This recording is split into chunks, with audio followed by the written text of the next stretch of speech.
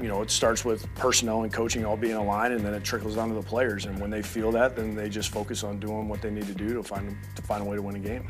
I mean, after going through a season of personnel meetings and listening to the coaches talk about players, whether it's training camp, in-season, end-of-season meetings, you develop a feel for what each coach looks for and things that they really like about players.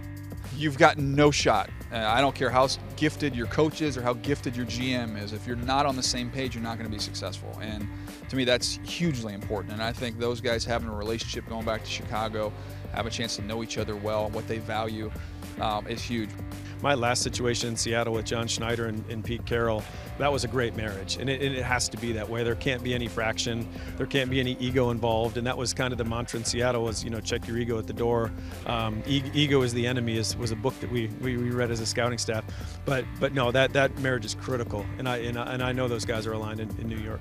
You have to have continuity with the vision of what you want to become with the guy that's selecting the players and the guy that's coaching them. I mean, Bill Parcells' famous line, he said, I want to, if you're going to make me go cook dinner, I want to be able to shop for groceries. Now, he was one person who wanted it, but you do want to have everybody on the same page as far as what you're trying to build and what you're trying to accomplish. It's hugely important, because if you've got the type of front office that says, hey, coach the players I give you, and then you've got the coach saying, I don't like the players that you're giving me, it doesn't work. And we see that happen throughout the NFL all the time.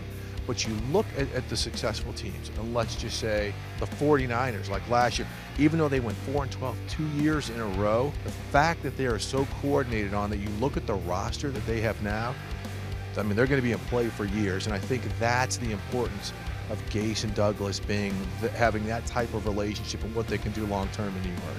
The best teams in the league have a relationship between not only the GM, but the entire scouting department, and not only the head coach, but also the entire coaching staff. And I think what Joe and Adam bring is that they are going to be lockstep. And I really have a lot of faith in what Joe's going to do as a general manager. I'm happy for him. I've known him for many years. He's one of the good guys in the league. Adam, I think that him and Joe, they get along perfectly, swimmingly, and I think the players respect the hell out of both of them.